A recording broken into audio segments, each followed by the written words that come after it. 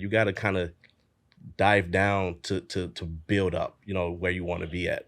The pivot. It's a pivot that we knew we was gonna hit this point at some point where you got to shut everything that we doing like down for a second, so that when it rebrands and rebuilds up, that you just that much stronger. My graduates from my school being Forbes, bag drop. Bag drop. A mic drop, bag drop. Bag drop.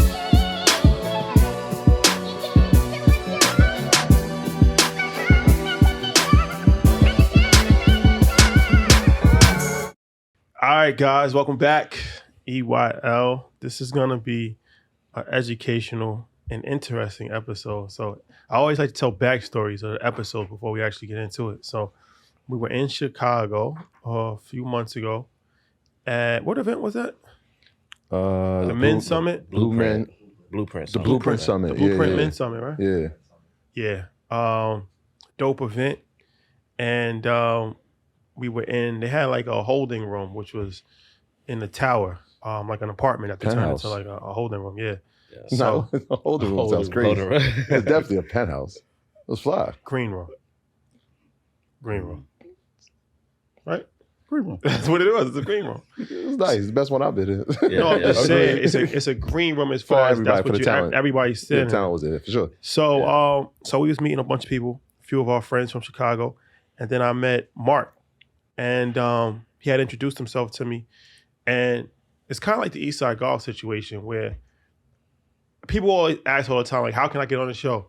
And then people always approach me all the time, like, can I get on the show? I'm flipping houses. I'm like, it's not really a unique situation. No disrespect, but there's a lot of people that flip houses. There's a lot of people that, day trade stocks. But when he said he had a bread company, I'm like, that's interesting. That's a first. I never met anybody that had a bread company. Right. And then he was kind of just explaining to me, the journey, why it was important, the whole process. We had about like 20-minute conversation. Yeah. And I thought it was interesting. And then actually I found out that they had tickets. There was ticket holders to InvestFest. Mm-hmm. They brought tickets to InvestFest Europe, I believe VIP tickets. Yeah. They couldn't make it, ended up donating the tickets to the event in London. So in 2023, when we think about new episodes and highlighting new entrepreneurs, he came to mind. And I hit him up and I'm like, yo, you interested in coming on the show? He's like, let's do it. And here we are. So this is a dope episode, Black-owned bread company. The name of the company is called Black Bread Co. So we got Mark and Jamel, CEOs of the brand. Yeah. And it's something that has caught a lot of attention recently. And we always talk about how we need to like do more for ourselves, especially when it comes to food. Facts. It's important, right? Because it's like we're always relying on somebody else. Exactly. And as far as entrepreneurship, this isn't something that's really that sexy. Like everybody wants to have a clothing brand, no disrespect. Everybody wants to have a clothing brand. Everybody wants to now do podcasts. Everybody wants to, and that's those are important as well. But it's like life essentials. Exactly. Are most important, right? Yeah. So I'm looking forward to this conversation. So first and foremost, thank you guys for coming. Appreciate it. Hey man, thanks for having us, man. Thank you. It's a pleasure to be here for sure. Yeah, they came decked out too. Love it. So all right, so let's get into this. I got some questions, but before, where does this start? How do you decide you want to start a bread company? Yeah, well, you know what? It started in 2020, with the George Floyd situation. For me, it was my personal protest. So my wife sent me to the grocery store. I had a list. First thing that was on the list just happened to be bread. So I was extremely intentional on, supporting and buying only African-American owned products. So as I walked into the bread aisle, literally, I was in this aisle for about 45 minutes and there was no African-American owned sliced bread companies. And then, I couldn't believe it. So I left the store. I didn't purchase anything. I called my best friends like, yo, we got to do something about this. It was more so of a call to action. And that sparked the whole initiative. Like, yo, we have to do this because the fact that we can't feed ourselves in our own communities, is a real problem that we have not yet really addressed, because between us and Master P and a handful of others, it's not a lot of people that's actually going into this industry And the crazy part about it, it's a big industry. Like bread alone, you're talking about $333 billion a year.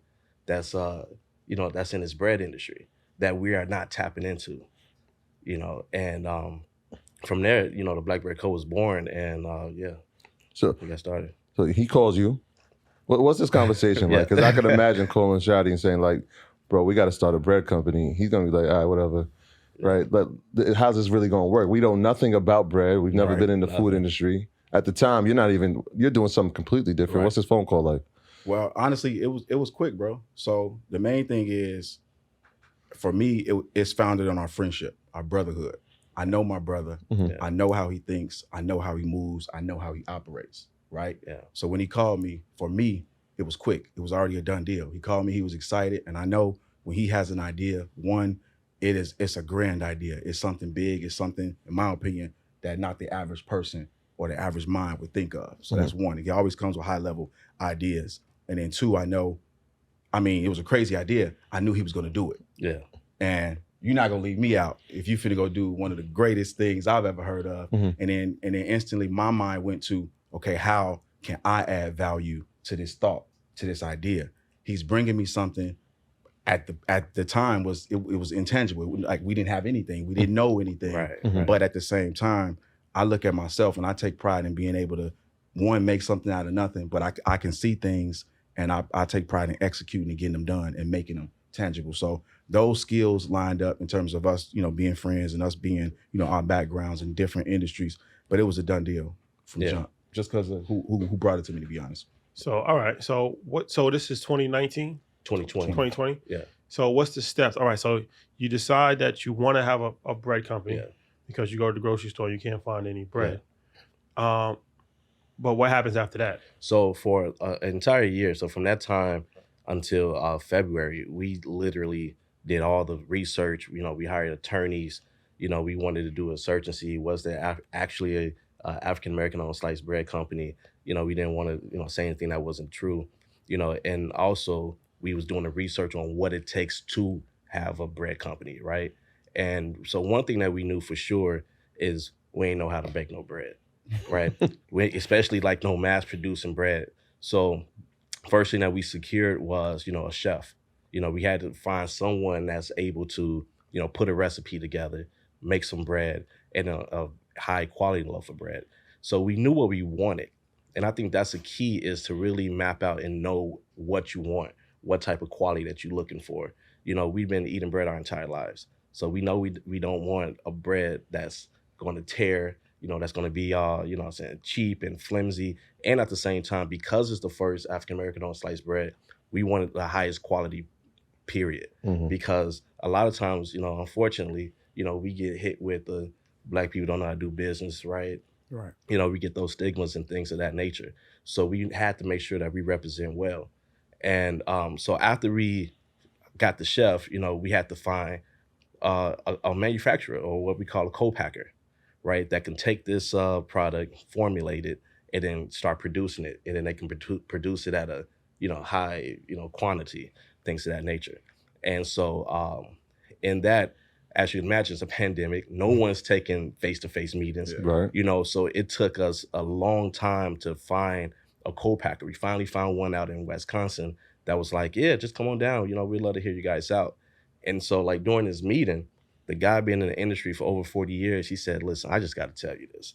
It's like, I never had a meeting with no Black people.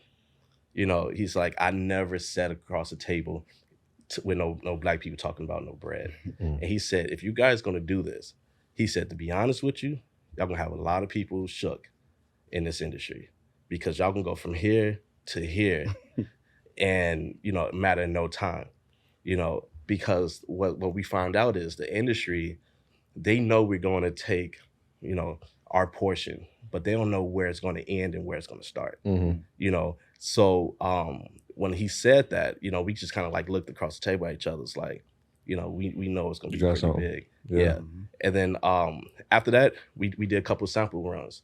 Once we had samples, because Jamel always said, man, we can't be no bread company without no bread, right? like that wouldn't work out.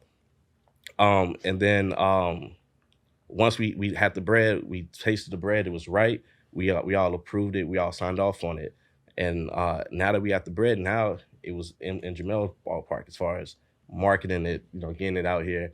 And of course, we did the whole, Jamel talked more about that, like designing the packages, getting the bag design, getting the packaging, because that's huge, right? A lot of us don't know how to go get packaging for different products, so that's something that we try to. How long was that process though? Because the chef is making the recipes. Yeah.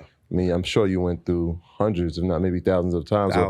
Thousands of recipes and y'all are eating the bread. Oh man, dude. So 2020 was. I'm in the gym now, going crazy, man. So talk about that, like finding the chef and then finding the right recipe that says, all right, this is authentic. This is what we're going with. Yeah. So once again, when we had the chef, of course he'd come out with 15 to 20 different types of bread, and we'd eat it, and each one has something different, right? So one would have is sweet, but it falls apart. It's too soft. Another one would have is firm, but it's nasty. Another one would have is good, it's firm, it's sweet, but the crust look crazy. You know what I'm saying? So like it was just all these different types of bread. Then at the same time, we wanted something that we can be consistent with as well, right? Because we don't want to put one product out and then it's just inconsistent. Right. So after eating this bread, we did gain a lot of weight. At least I did. After doing all that, we finally it was like down to the last one. It was at this point, it was really like, bro, we might have to find another chef. You know what I'm saying? Because he's not getting it. It didn't taste good? Yeah, it just didn't taste good, man. And we knew we couldn't present that to nobody. And then finally, man, he was like, hey, here's a batch. So we went in, ate the bread, and we was like, hold on. Dude, this bread might be it. And then we was like, man, let's make a sandwich with it. And I actually took that bread home and I made a sandwich for my wife and kids. I didn't tell them it was our bread. I just wanted to get an honest opinion on how they felt about it. And man, they smashed that bread. My wife was like, man, there's some good bread right here. She was like, y'all bread need to taste like this. And that's when I knew. I was like, yep, that's our bread right there. So what kind of bread is it? So it's a premium white bread because it's a honey wheat bread. So one thing we didn't want to do off the back is niche ourselves. It's okay to go into a niche afterwards, but we want to go and compete with the, the Sara Lee's and the top bread brands out here, right? So we wanted to go head to head with them, so we wanted to make sure if they had a honey wheat, we wanted a honey wheat. And a premium white, that's a premium white. And those are two highest selling bread types in the industry. Was it intentional? And I guess I'll go to Jamel with this. The labeling of it, right? Because when you said premium white bread, but even when I look at the larger label, it's the first gourmet premium white bread. Yeah. That's very intentional? Everything. I mean, intentionality is really the key, number one. But everything we did was intentional, from the look, from even just when you think of our culture and our people, bro, excellence, bro. It had to represent Black excellence. Let's be real. So that's what I'm saying. For me, when I hear ideas, when I hear thoughts, I automatically go to programming. What we say. We even from down to the design. We had times where we were looking through designs and we like, oh, this is the one, and we would sit with it for weeks at a time, and redesign and restructuring.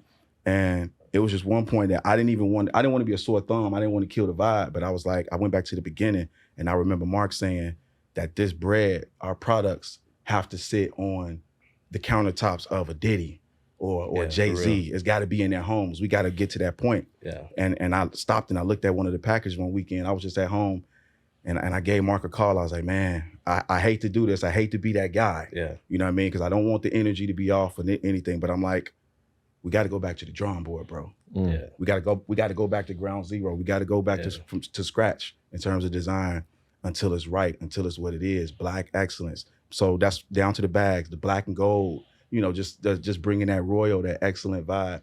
And now, fast forward to now, we're to the point where our people are proud of our the way the product tastes, of course, but also proud of how it looks, how it feels. You pick it up off that grocery shelf. We got people holding it up like it's money, like the bread is money. That's the first time in history for that, man. Ain't nobody ever take no pictures of no loaf of bread, bro. And you see it all the time. You got a favorite picture. Yeah. It's a young girl, maybe 4 or 5 years old, in the store with her grandmother hugging the bread, in the bread out, not in the checkout line, holding our bread, holding the package. You know what I mean? So that picture told me that's what we did it for. you know, because we all remember like the bread we grew up on, you know, like those that like this is generations that we talking about that's going to grow up on this product, right? And as the product grows and the brand grows, it's for that because that little girl told her grandma, take this picture of me, because it's her first time buying a black bread company, and she's been buying it ever since. And so that is the point. Is we should be able to go to these grocery stores, these big box chains, which we spending, how much money is our spending power? 8 trillion, something like that? Yeah, 8 trillion, something crazy. Like, you know what I'm saying? Like, that's our spending power. Where are we spending it at? A lot of it is in these big box stores, right? And once again, we not doing anything for our communities. And we wonder why our communities are falling apart. You know, why our communities is crazy. Like, when we just take that mindset and let's just look around, every aspect of the life, this microphone, this stand, this couch, this table, it's like all this is being manufactured, all this is being made, produced somewhere. Nothing is free. Somebody's getting paid off of everything, but where's our participation in it? Yeah. You know, when you really just think about the vast amount of material products and things that we use, where are we at with it? It's crazy. You can go to a church or school. You can see floors and towels and chairs and tables and napkins, like, and we don't have anything. And then we wondering why we so disfranchised financially. Yeah. So, all right. So you have a formula that you use to make bread, right? Correct. The first question that I have is, do you trademark that, or do you have a patent for that, or how do you stop somebody else from using that same formula? Is that possible? You have to, yeah, absolutely. So you want to trademark your formula. You know, the only thing with the food industry, you know, they can tweak your formula with 1 or 2 recipe changes. True. So the thing is, you know, people can know the formula, but they don't know how to make it. Meaning, what's our bake time? You know, how long do we process our our dough? You know what I'm saying? Like, what's those type of formulas? You know, how hot is the water? You know, when we mixing and doing the stirring, you know, how long do we mix it? You know, so it's more of the instructions that's you really want to keep more secret than what's in it. You know, because I can give you the 11 seasons of KFC or somebody, right? But if you don't know the process of how long they're gonna fry it, what oil they use, and and things of that nature, it's not gonna be the same. So all right, so you get the blueprint of how to make it. Then the guy in Wisconsin, he has a factory where he's making it. Correct. Yeah. So you say this is the ingredients, the eggs, the water, whatever, and he's making like 10 different people's products. Exactly. In a big factory. Yeah. So like, you guys would be surprised, man. These manufacturing plants, everybody's products being made in this. So like, our bread is being made in the same factories as some of the largest bread companies that you guys may eat in your entire life. So for them, that's what they do. And that's something that we have to learn, because we feel when you want to start a business, if your grandma got that old fish fry recipe, you think you got to go out here and put all the stuff together yourself in your basement and seal it all up and then do that. That's not sustainable. So when you start getting into a store, and it's not scalable. And it's not scalable. That's the point. What we want to do, we want to be able to be scalable. We want to be sustainable. And when a company, so we going into Target in this May, 2023, and imagine going to Target and be like, yeah, I make this in my basement. You know what I'm saying? Like, you can't do that. Right. That was actually one of our pitfalls, if you will, from the beginning. We've had a relationship with Target almost since we started. It's been about 2 years we've been going back and forth with Target and getting our infrastructure together so that we can handle that side. That was the main thing. They like the brand. Can't scale too fast. Yeah, they like the brand. They've been on board. You know enough of what they represent. They wanted to work with us, but we had to get in that place where we, like you said, we were scaling to that point where we can handle it. So before you get to Target though, like after he's manufacturing in Wisconsin and producing it, what's the next step? Because now I'm looking at it like, well, how do we even get it to the people, right? Are we just handing it out? Like, what are we doing? So we had to bridge the gap. Let's be honest. Let's go back to the sample run. We ordered a sample run of 100 loaves of bread, gave it to our family.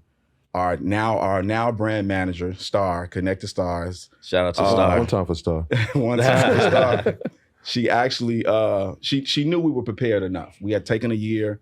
That was one thing. Nobody knew what we were doing. Yeah. We were quiet. We worked in silence. We did all of our research. So it gave us time, right? Star happened to know, being close enough, she knew we were ready. She knew we were ready to launch, but we weren't going to push the button. We were trying to be perfect. She pulled the trigger. Yeah, we weren't going to push the button. She lets a post go off on social media. Things go crazy. So now in our minds, it's like, okay, we have to launch. We're ready to launch. We have to launch. We had no following, no followers. We had locked down our pages, the social media where, it was a placeholder, but no, following at all. And finally, I was like, yo, we got 2 days, right? I built the website in 2 days, put the products up on the site for pre-order. We had, we had enough, had a couple loaves of bread, put the products for pre-order on the digital site. And basically we did a live stream, Facebook and Instagram. Thanks. No following, but we was like, man, let's just see if people really rock with the idea, with the thought of it, right? We were online for about 20, 30 minutes. We had 10,000 people on IG, 10,000 people on Facebook watching. Finally, I was like, yo, y'all can go to blackbreadco.com and pre-order the bread. He surprised us with it because he wasn't even ready for it. Yeah, so I'm watching the phones. I'm watching the laptop. Yeah. It's going crazy. It's going crazy. It's going crazy. So we like, yo, we got something. Now we got enough capital to go put an order in for the bread. So you was pretty much on consignment. Bro. You didn't have, so you put the product out before you had the money. But everything was clear to the customer. And here's the thing, bro. Like at that point in our business bank account, we had $1.87 left. We had burnt through all of our savings. You know what I'm saying? Like this. How much money did it cost to start the whole situation? So we start the whole thing with $15,000. So we have $15,000 that we started with, and that's to get the LLC. That's to get the LLC, the trademark, the manufacturer, chefs, the bags. How much did you make at first? Like, what was the first? I think so. When we launched, when he did the launch, I think that day we ended up doing close to like $10,000. No, how much did you make as far as like the bread? Like when you gave the first order, was it like 20 pounds? Oh no. So it goes by loaves. So our first order was probably over like maybe 5,000 loaves of bread. 5,000 loaves. Yeah, 5,000 loaves of bread. Yeah. So we did like over 5,000 loaves of bread. And the orders kept coming in. Right. And that's when I knew, because I'm like, dude, this don't work. Like, yo, like, we gonna have to figure something out. Somebody gotta put their house up. But it was the energy. Yeah, to it's me, the energy around like when you starting a brand or you building something, like even just a test, even being prepared, of course, but once you just put that test, that filler out there, you know what I mean? Yeah. Just to see the response that we got back, it started a fire. You know what I'm saying? So we started shipping online. It just happened like that. It wasn't direct to consumer. Yeah, exactly. It wasn't the initial plan. The initial plan was to get on shelves, to get in stores. Yeah, exactly. That was a pivot. But it turned. Bro, we started out on the pivot. You know what I'm saying? Yeah. How did y'all settle on a price point? Because when I hear the branding of it, and I'm hearing gourmet and I'm hearing premium, I'm not thinking that I'm buying Wonder Bread anymore. I think I'm doing something different. Exactly. So how'd y'all settle on the price point for the loaves? Well, for our community, we didn't want to go too high, obviously, so we want to be competitive, in this space. Mm-hmm. So what I was looking to do was pretty much match the highest brand that was out, even though our bread was better, higher quality, but coming off, I was like, well, let's just match them at $3.99 retail. Mm-hmm. And so I'm like, if we can match them $3.99 retail at a loaf, and then when they buy into it and they buy the bread and they see that they're getting a higher quality bread and for the same money that they was paying, then that would convert that consumer over. And so that's when we would start getting emails. Like even my auntie was like, oh my God, I can't believe like this whole time we've been eating stale bread, because they never knew what fresh bread tastes like until we put the bread out.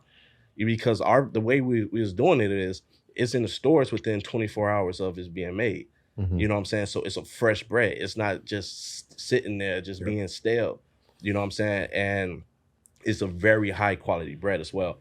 And then so the store that we launched in, that we ended up going into in Chicago, they actually started raising the bread from $3.99. Then we went in there, it was like $4.69. Because the issue was that once we got started, that we wasn't even prepared for it, because our initial plan when we got into the store, it's like, yo, we bought a van, you know, we hired some couple people.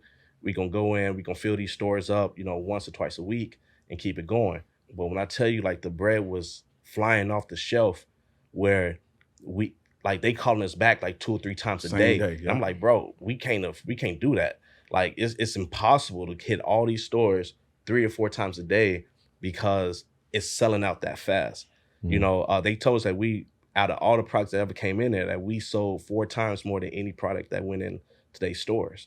You know, and with that being said, to your point, that live that we did, you know, what that spark was, that's how we got on to like, what's that show? Windy City Live. Yeah, and media caught on. Yeah. Off of Windy City Live, it's another show they do called Localish. And with Localish, it's NBC show. National exactly. show. That's a national you know, some platform. And that's where Ellen Producers found us. You know, Ellen Producers saw that. And mind you, this is all in the first 30 days. Yeah. This is all in the first, like, 30 days. Like, literally, we launched February. We was on Ellen in March. Wow. You know, and when Ellen seen it, and you know, and Twitch, which, you know, rest in peace. Yeah, rest in peace. You know, they love the bread. You know, they was going crazy for it, man. And you know, we supposed to be the first guest back to the show since the pandemic. You know, and you know, COVID happened, crazy stuff happened, and we ended up getting locked. We get stuck down, and that's a whole nother story, you know, in its own. But man, when I tell you, like, all this happened in 30 days, this is what's letting us know, like, our community wants this. It's a desperate need that we can have and we can capitalize on. How many stores did you start with? Because 44. Y'all started with 44 stores, and that was stores. based on just word of mouth, or that based on resources and people, or just networking? How did y'all establish 44 stores? Networking. We got up, we took them loaves of bread around town, like literally the first 100 loaves that we bought. We picked them up one night. The next morning we got up, split up. We went to all the chicken shacks, the Harold's chickens. You know, we went to the JJ's. We went to the grocery stores. You know, and like I said, I had a little experience with products in the past, so I know the approach to get into the stores. But we were so excited. I'm like, man, we just wanted to grind this out, so we just went like face to face with people. And then when we went into Mariano's, where we are in Chicago, we literally, you know, went and talked to a buyer. Like, we had the loaves of bread, we sent it to her, and she was like, oh yeah, this is perfect because we got a meeting tomorrow. I'm like, great, let us know. And then the next day she called me, she's like, they love the bread, you know, let's start setting you guys up in the system. And they did that. And then after the Ellen show, every company in the country called us and reached out to us. We had to tell all of them pretty much, no, we're not ready. No, I'm talking not right now. You know, the Walmarts, the Targets, the, you know, Trader Joe's, Kroger's, the, you know, Publix, Myers, like everybody, you know, even like huge companies like Kraft, you know what I'm saying, reached out, you know what I'm saying? So we had a lot of big companies reaching out, you know, but at that time we just wasn't completely ready, you know, because we didn't want to scale too fast, you know, because that's often how you know, you'll lose. So we want to be a systematic scaling where we know what we're going into. We can sit there for a second, we can build it out, and then go to the next thing, and then now have a gradual growth, you know, and be more control of our growth, you know, because even right now, it's a cruise ship, and this is why people need products, man, because it's a cruise ship. They want to order over 150,000 loaves of bread for one ship, and that's just one delivery. So you talking about a $400,000, you know, PO just one time, you know, and that's over and over and over. So imagine you get 10 ships, you get 15 ships, 30 ships a year, you know, like that's just one contract. You know, we negotiated a $20 million contract right now, you know, for one of those companies that they make the peanut butter and jelly sandwiches, you know, with no crust around it. Yeah. You know, they don't make bread. They just make peanut butter sandwiches. So they want, you know what I'm saying, do that. So like, that's a lot of money right there. That's another contract. So then you talking about, I can't say it because we do have an NDA with them, but it's one of the largest tech companies in the country. We about to be into their cafeterias, all across the country, and they have over a couple 100,000 employees, so once again, that's another nice contract. So you got crazy contracts out here that's outside of just the grocery chains. So for us, outside of like just the restaurants and different things of that nature, as we build our brand out, because now, we have bagels, muffins, we have English muffins. That's be on. We got Delta Airline, so they can be in the first class airplanes worldwide. We're looking to get into they lounges and different things of that nature. And it's just crazy the amount of growth that we seen, in this short amount of time. All off one tangible product. So let me ask you this, because it's perishable. Yeah. So, like, what's the actual shelf life of bread? Like 5 days, something like that? I'm glad you answered that, man, because that's bread is the hardest product to ever get into. Period. We learned that too. we learned that. Like it's crazy. So bread for us is about 14 days. We have about 14 days. We got a couple recipes now where we have a 14-day recipe. I got a 3-day recipe. So obviously, the shorter the lifespan, the healthier the bread. All our bread is all natural. We don't use any artificial, anything like that. Things of that nature. But yeah, bread is difficult, bro. Like, so after bread, we can do anything, because it took me, was it 6 months, 9 months? It took me like 6 or 7 months. Yeah, 6 or 7 months to find a distributor that could move our bread. Yeah. Because another thing that we didn't know is bread companies move their own bread. So they got their versus own, any other product. They got their own logistic company. They got their own logistic company. So you started with just the truck when you were in Chicago. Exactly. We were renting trucks. We was renting trucks. We going started to off pick with up the bread. Yeah. So you was doing it manual? Yeah, we was doing So manually. what was the all right, so when you was first doing it and it was direct to consumer, Correct. you had the guy in Wisconsin make it for you. Yeah. Then you would pick it up and then you would actually send it out yourself. Yes. Yeah. And Box it FedEx up, get it in and the mail, UPS and stuff? Yeah. Yep, UPS. You know what? It's funny because we've been growing, so we just now getting out of that. So now we automating that process, because we want the field to be like a Amazon, if you will, right? We want people to know when they place an order exactly where their product is at any time. They be able to track it. They know exactly when it's gonna show up and things of that nature, right? And it's actually going to start coming out of New York, Right. So New York been like, the all right, bread? our second, the bread. So you got a new person that's gonna be making it. No, so it's going to be shipped from Wisconsin to New York. From New York, it's going to be distributed. As you started scaling, you saw obviously more orders. Do you still need to have the manufacturer in Wisconsin, or do you look to other parts of the country to find more manufacturers to shorten that process of how it's delivered? 100%. So we always looking. So right now we have literally a book of manufacturers that we can use all across the country. Because to your point, you do want different hubs. So you need like New York needs New York is so large, you need your own manufacturing here for New York consumers. And then Wisconsin can take care of the Midwest. And then when we get down to the South, we have a manufacturer down there that can handle the Atlanta, Texas, Florida. And then we have a West Coast one as well. What seems to be the biggest market right now? Ooh. I actually go with Atlanta right now. Yeah. I'll say Atlanta would be our largest market, and then a strong East Coast. Next is definitely East Coast. Yeah. So we supposed to be going into over 200 Giants here. Y'all rock with Giants? You do now? Yes. Yes, I do. I go specifically for the Black Bread Company. So, all right. So as you move, all right. A few questions. So how's the logistics working? So you just shipped it off to a third party that's handling logistics? Correct. Yeah. Okay. Yeah. We have to. And bread is so hard to handle, because you can smash it, it can get smushed. It got to be at the right temperature. You're traveling across, the country, if it's in truck or if it's in plane, what's the temperature inside of the truck, if it's in boxes or if it's in bread trays, it's so much that goes into it, that you have to have a third party.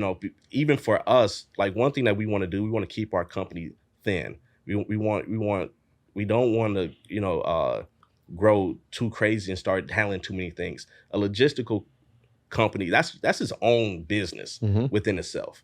So that's something that we don't want to do that. So we want somebody else to handle that. We do plan on having our own manufacturer at some point, but that's only through acquisition. Because we rather, buy an existing bread manufacturing company, where that way now we absorb another brand, right? We absorb the employees and the processes, and all the grandfathered in licenses and stuff is like that is already there and is already active, and we could just move straight into profit, versus trying to build it from the ground up. It's gonna take too long. You're gonna need, it's too expensive, and on top of that, after you build that, you still only have your brand, So at some point we will make that move. Okay. So all right, but then when you get in these cruise ship deals and tech companies and all of that, now how does that work? Because now that's a lot of product that has to be moved. So is that specific? Is that special logistics, or is that the same logistic route that regular retail people? That's a special logistics. That's almost independent. So we gotta separate our company internally, as far as you have retail side and you have food service side. So that would go more into the food service side. Where like with these cruise ships, you can't miss. They move. It's not buildings. So if you got to be there at a certain time, you have to be there at that time. Otherwise, you got to catch them in the next stop. Man. And sometimes the next stop might be, in the island somewhere. So, when it comes to them, they need direct logistics. Everything needs to go straight from the manufacturer directly to them. And it can't be no stops and no hesitations really, like in between, outside of the law. It just has to be there. So that's two different companies. That's two different. Two different logistic companies. Two different logistic companies. So one logistic company is straight, don't stop. The other one is like the local route. Yeah, local route. You know what I'm saying? And the whole point, what we want to do, the goal is to get to. You don't want to go to DSD, which is direct to store. You don't want to do that. What you want to do is get into every major grocery chain. They have distribution plants, right? So we want to get into the distribution plants. Once you go, so I just want to take my bread to their distribution channels and let everybody take it from there, and then let them handle their own logistics internally. It's cheaper for us. So like Target has their own. They have their own, yeah. So we're not going into every individual Target. We sending it to one distribution plant. I think they got like maybe 7. Yep. We send it to one, and out that one, they send it wherever it needs to go and fulfill those shelves and make that happen. So that's game. We had to learn that. Yeah, man, we had to pick that up, man, because that's a big game. The fastest way to fail is try to do it yourself. But it's still a quick process, because it's like you got to just, all right, if it lasts 3 days, 3 days, that's a very short period of time. Oh, it's extremely short. So yeah, all right, so in that aspect, if you're doing it 3 days, that got to be frozen. Okay. You have to freeze that, because so once you freeze it, it keeps it where it is, and then they can store it. Yeah, they can store it, and then now they can still take 2 days to get there, and then once they let it out and let it slack, which means like let it melt out, then it has 3 days from that point. So that's like when you put that to sell by best of exactly. Sell by. Okay. Exactly. So if you see like that little orange sticker on there, 9 times out of 10 that was probably a frozen product. You know what I'm saying? So they froze it, and then you could do it that way, because that's the only way to do it. Because like you said, to otherwise, it'd be molded by the time you get there. So how do y'all balance the inventory, right? So I know sometimes, and I'm just talking from a standpoint of having merchandise. It's like you don't want to have too much and not be able to sell. And you don't want to have too few and you have a high demand. So when you're doing this, like, is there a number that y'all have to produce every day? No, we do not. So I go by POs only. I only order when they order. Bread is one of those industries, I can't pre-order it. Because if I pre-order it, it's just sit there. By the time you place an order, I can't do that. So once an order comes in and say, hey, this company ordered, XYZ, I could send that PO to my co-packer. My co-packer could produce it, make sure it's done at the time it needs to be done at. And then I have my truck driver pick the product up there and then take it directly where it needs to go. Gotcha. You know, yeah, I'm trying to get to the point where I don't see the product at all. You know, it needs to go directly from co-packer to where it needs to go. But it has to be POs. So the first 30 days, it sounds like you were profitable. Yes. Right? Within the first 30. Yeah. I'm assuming that it's been profitable ever since. Yeah. So what are some of the expenses and some of the cash intensive processes of being in the bread industry? Man, it's a ton of expensive, man. Everything that you can think of. Manpower, yeah. You got rent. You know, you gotta have a facility. You know, you gotta have office space. You got rent. You gotta have a truck. You got insurance. First of all, let's talk about this insurance. Insurance is crazy. You know, because you gotta have insurance where if anybody, you know, bite the bread and break a tooth or, you know, get choked or, you know, anything crazy happens, somebody want to sue you, you got to have insurance in place for that. These stores, they want to see insurance, you know, they got to be added onto the insurance. So if something happened with your product, that they can go and make a claim. The real estate, the shelf space. The shelf space, and you know, pay for that. The shelf space, you got to pay for that. You know, that's not cheap. You know, some of that shelf space could be, you know, $20,000 to $40,000 a month, you know, to sit on the shelf. What else you have? You got logistics companies that you got to pay for. You know, you have all type of fees. And one thing about the retail store, anything that don't sell, depending on how you negotiate the contract when you go in, either you owe them a credit for that because they paid for it, or you owe them some more product for that where they're not going to pay for it. So either way, you know, whatever don't sell, you know, you are responsible for that as well, which that could be expensive, you know. So if you send a store, you know, 2,000 loaves of bread and they only sell 1,000 loaves of bread, then you got to eat up that other $1,000. You know, the social component, you got to sell it, you got to market it, you got to sell it. Marketing, you know what I crazy. mean? So it's like you shooting videos, commercials, ads, you know, running ads. Even if you got social media, we got billboards, all kind of stuff. So you got that whole aspect where. And that's one reason why we you know, also is pivoting into, you know, the Black Bread University Media, you know, because we want to, you know, showcase how to do this, how to do it properly, you know, how to make the right calls, you know, and how to grow your brand and how to get into the stores. And at the same time, how you do not lose out on money and go into the food service side. I love the food service side. Personally, I would rather do the food service side than the retail side because food service side, once they buy that, it's theirs. Sure, yeah.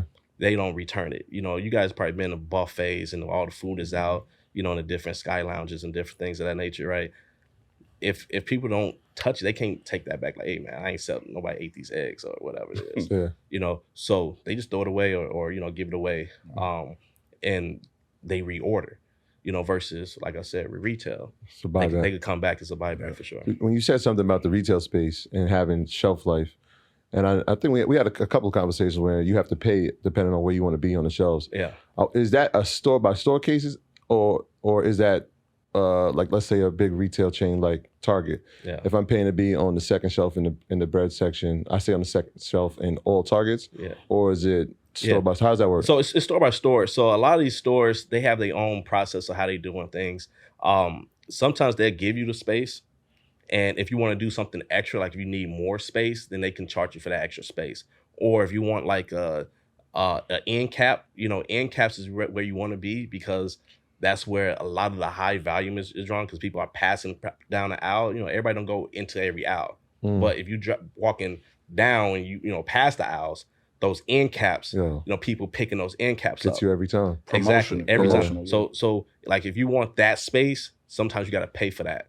You know, if you are minority, sometimes you can they'll give you certain minority discounts and different things of that nature, and sometimes they don't. So it just depends. So it's definitely a store by store basis for sure. So what's the infrastructure as far as your company? Like how many employees? What's the roles? What's the deal with that? So right now, man, we literally just downsized because, like I said, we moving everything to New York. So you know, we had, you know, about 10 employees, things of that nature. Right now, we down to 2, right? We back in the trenches, you know, we back doing it. And it's one of those situations where you got to kind of dive down to build up, you know, where you want to be at, you know. The pivot. It's a pivot that, you know, we knew we was going to hit this point at some point where you got to shut everything that we doing like down for a second so that when it rebrands and rebuilds up, that you just that much stronger, so that's where we are right now. So what is the vision for the company, like going forward, like in the next 5 years, 10 years? Where do you see the brand? Yeah.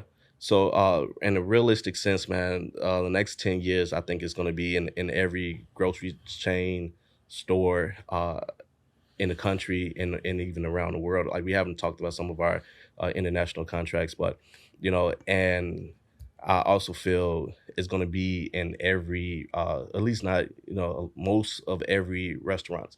I think in the next 10 years, people are going to be eating black bread products and not knowing it's black bread products, because those are the conversations that we having now.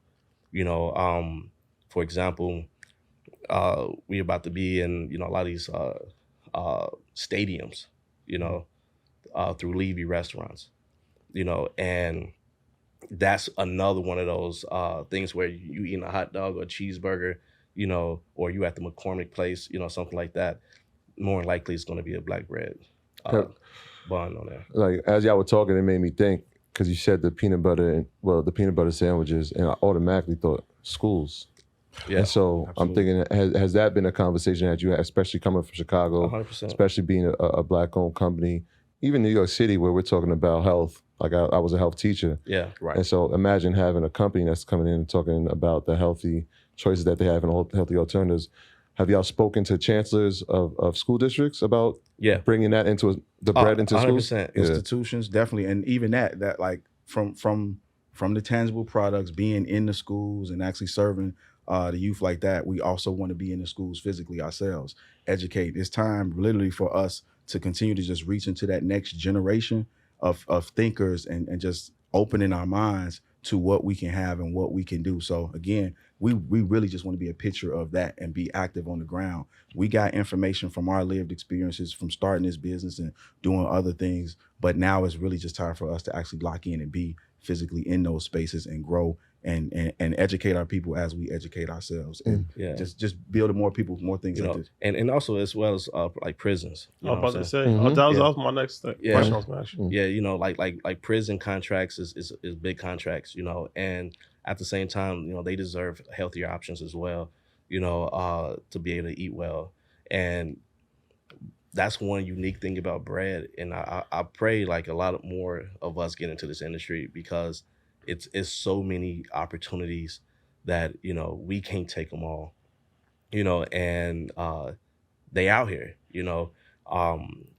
so like you got the prisons, you got the nursing homes, you got hospitals, you got military bases, like when you just think of the vast amount of places that you can put bread in, it's ridiculous, It's everywhere, really. It's literally already there. It's everywhere, and then we ain't even get into like the franchises, man. McDonald's, Burger King, Subways, all of these, legacy companies, if you will, all have bread. So you're able to make your bread and not just slices. You're able to make buns. And... Oh yeah. So man, we got buns. We got buns. We got New York bagels. So it's actual. They made in New York. They made in New York water. They here right now? We got y'all. Yeah, we got you. Yeah, it's some New York bagels, man. So like we had to take y'all on a tour the joint, man. Because one thing, like you said, one thing we wanted to do, we didn't want, if we had a bagel, it got to be a New York bagel. That's a fact. You know what I'm saying? Like, imagine being another type of bagel. They got to prepackage. Y'all got to prepackage your bacon, egg, and cheese. Yes, exactly, for sure. The staple of New York. And that's what we trying to do with the airlines right now, in the airports. So like it's crazy, man. It's so much. It's so many opportunities. Like, we're gonna be in Bermuda. That's our first international contract. In Bermuda. It's at one of the largest resorts and in the largest food grocery chains as well. Just got to catch those ships. And we just got to catch those ships, But it's a beautiful thing for sure. So as far as like government contracts, is that something you talked about the jails? Because that's what I was going to ask you about the government contracts. Because like, are you registered as an NWBE? We're actually going through that process right now. We started a conversation maybe 6 months ago about some government contracts for Chicago and out in Texas, right? That's in Texas. Yeah. So we're doing that process now. And it's a pretty simple, straightforward process. Well, I shouldn't say simple, but it's a straightforward process. And yeah, and same thing with minority. It's another certification for like airports and airlines that people don't know about. So we getting all of that. Yeah, because like, when you talk about government contract, a lot of times people, they thinking like government contracts is like construction and stuff like that, government contracts. But government contracts is anything, it's anything, right? man. And like you said, it's stuff that you don't even think about, where in the federal government, like English muffins and croissants and bagels and bread, like in the cafeteria, and like somebody's making it. Hey, paper towels, toilet paper, all that stuff, like all that stuff, everything, like toothpaste, it's crazy. And this is all brands that we can start getting into that we don't have no real participation in.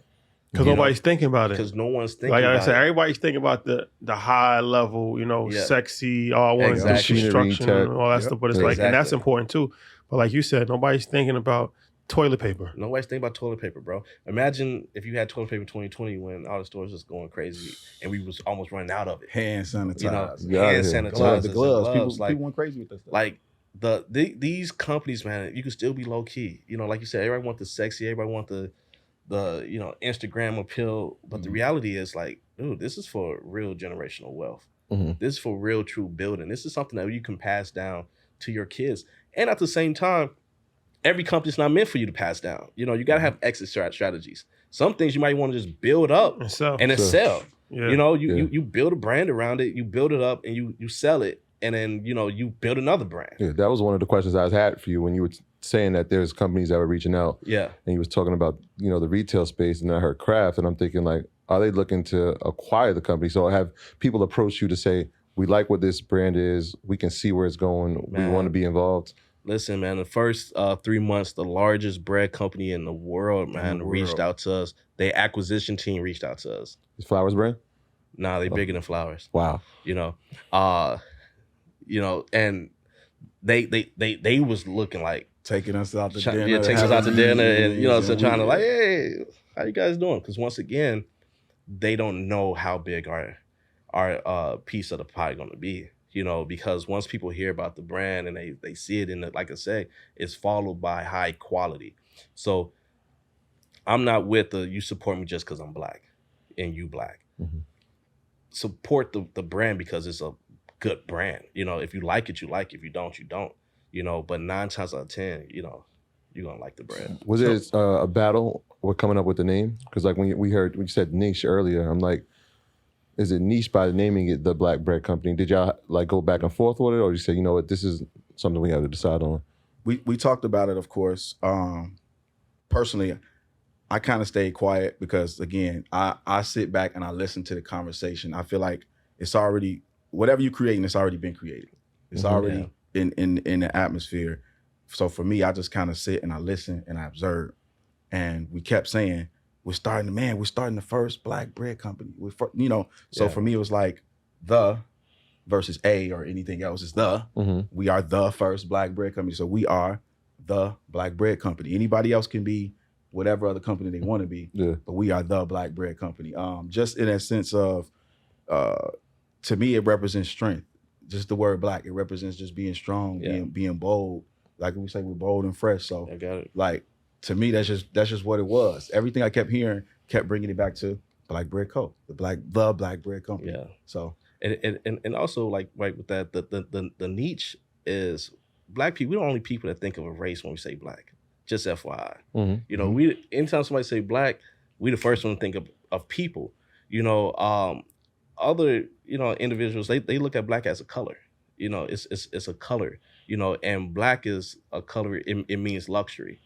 So like you say, so we're a luxury, we're a gourmet brand, you know what I'm saying? Like, and we're a Black brand company, you know what I'm saying? So at the end of the day, like the Black means so much more than, like a group of people, you know what I'm saying? Well, that's how I looked at it. I mean, because it's one of these things, obviously I know you, so I know it's Black owned, but exactly. It's like the Black album, right? Or exactly.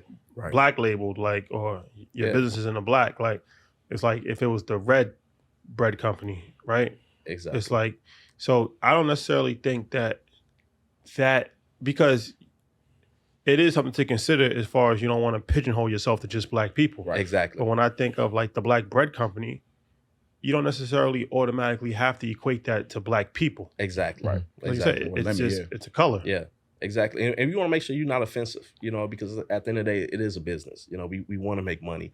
And hey, guys, we don't own anything for real. So guess what? I can't put in your grocery store, right? So I can't create something offensive and then say, hey, put this offensive brand into your store. I can't do that. So, it has to be non-offensive, but at the same time, we have to be proud and be able to stand up and say it's okay to be proud of who we are, because nobody get offended when we say a French fry. The potatoes made in Idaho. Potato. The people that making it is Americans. You frying it, but then all of a sudden it's a French fry. But the branding, the branding is key. Yeah. As well. So again, when we talk about marketing and spending money to push your brand, that's a figurative thing. It's what you think about it. I appreciate what you thought when you heard Black Bread Company. That resonates. You know what I mean? So everybody has a certain thought in their mind of what the phrase or what the term means. And then when you see it, when you see us, when you see what we represent, when you see the brand on the shelf, what does it look like as opposed to any other brand? It should stand out. It should be something to it that another brand doesn't bring or doesn't represent. So really, like at the end of the day with a brand, it's a collection of your thoughts and what you think it is. When you see it, when you feel it, what does it make you feel? That's facts. You know what I mean? So we see that from all kinds of people. Sometimes we've been in the stores working and putting some of the bread on our shelves ourselves at the time, and you walk away and I'll see an Asian woman go buy the bread, or people just go buy it because it looks good, or they look at it, they read it, they see the mission statement, and they get behind it. So like the world is yours. Like there's so many things you can do. So what's the marketing plan? Oh man, it's a world of things. Again, always being inclusive is one, and just pushing it out. That's why we're moving toward education again, because this started with us with what we didn't know. Yeah, we knew what we knew. We know what we don't know. Right. So the main thing is media, staying in front of the people, being active in our communities. That's really been the biggest push. Social media is big for you? Social is very huge. Yeah. The digital space is huge. I look at digital, even just digital real estate being huge and being key. The more spaces that we can take up and fill up, the more we can actually introduce and produce different various brands with the same model. So talk about the what's this university thing about? Education. So again, like it's an educational portal where you're teaching people? Absolutely. So at the end of the day, we've been able to build and scale brands in various ways in the digital space and also with tangible products. So even between the two of us, it's just bridging those gaps and merging it together because that's what got us here. You know what I mean? Yeah. Me, like I said, I think in that digital real estate space of getting a product up online, e-commerce, different things in that avenue. And Mark is driven toward, the physical products, things that, and we bridge that together even to start this company. And we've pivoted back and forth. There were times where the digital and e-commerce was our lifeline. You know what I mean? Selling, shipping online, things of that nature was, really our bread and butter, if you will.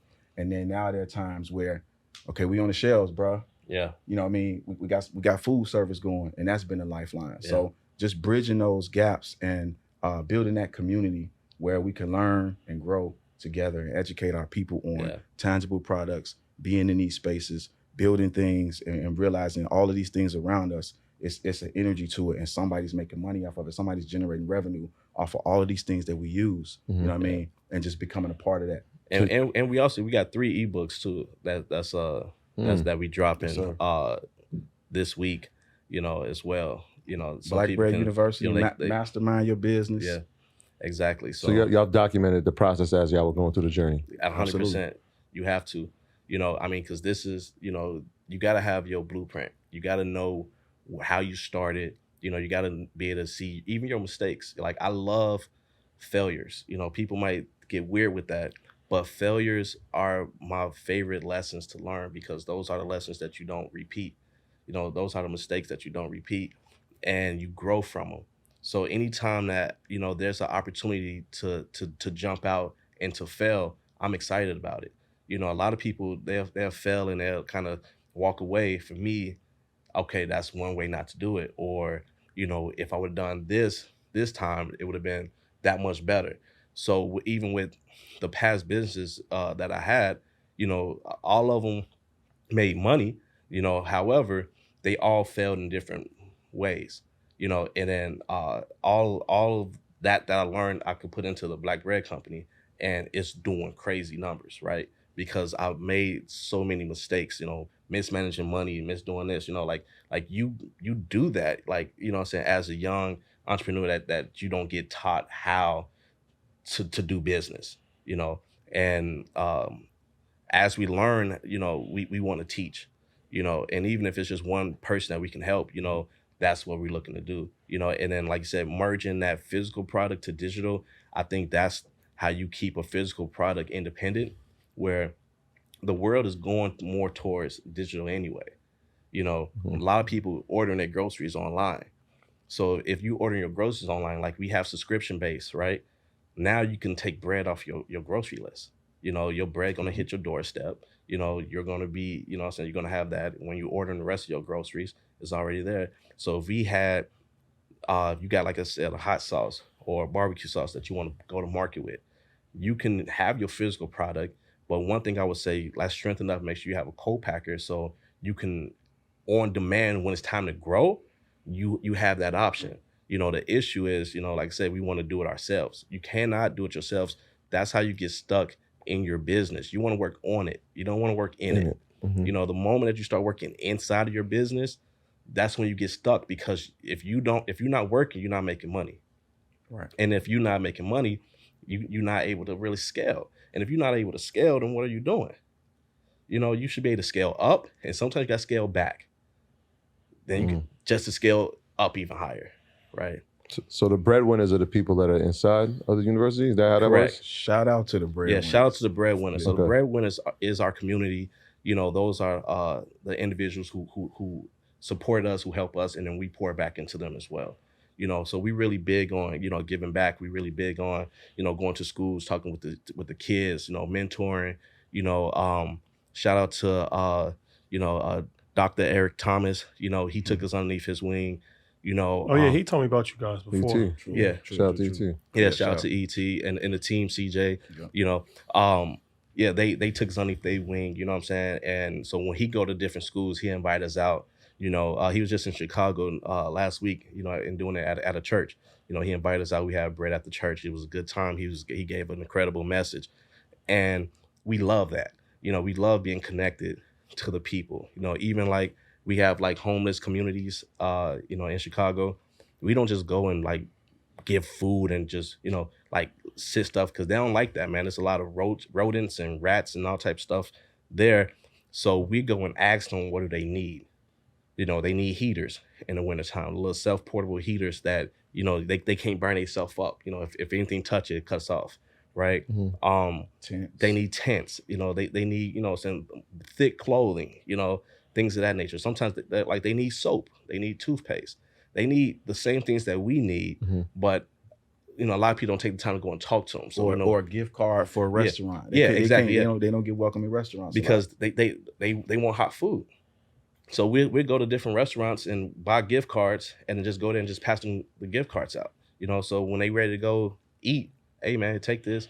And then we talk to the manager and let them know, like, hey, like, listen, please serve them.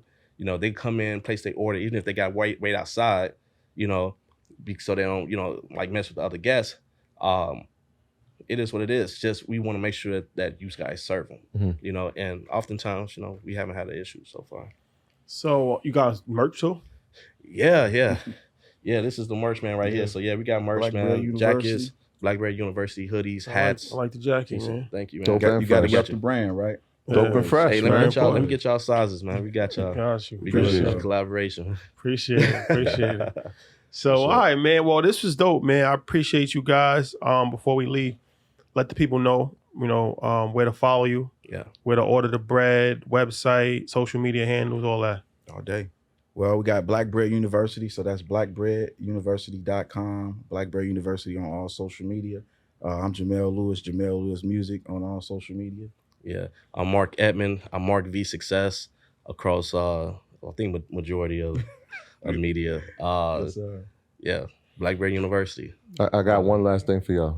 I'm gonna ask y'all individually. Y'all could just complete the sentence, all right? Mhm. In 2023, the Black Bread Company will be Everywhere.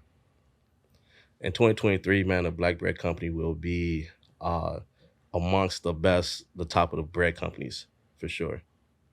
There it is. It's you going, have it's it. Speaking going into existence.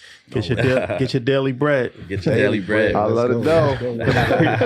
Very We important. love it, though. Troy, housekeeping items. Yeah, shout out to everybody on Patreon.com. Shout out to all our earners inside of EYL University, the new and improved EYL University. Shout out to all of y'all. Shout out to all of our people on Market Mondays, our supporters, our group chat, everybody that's been part of that. It's been dope.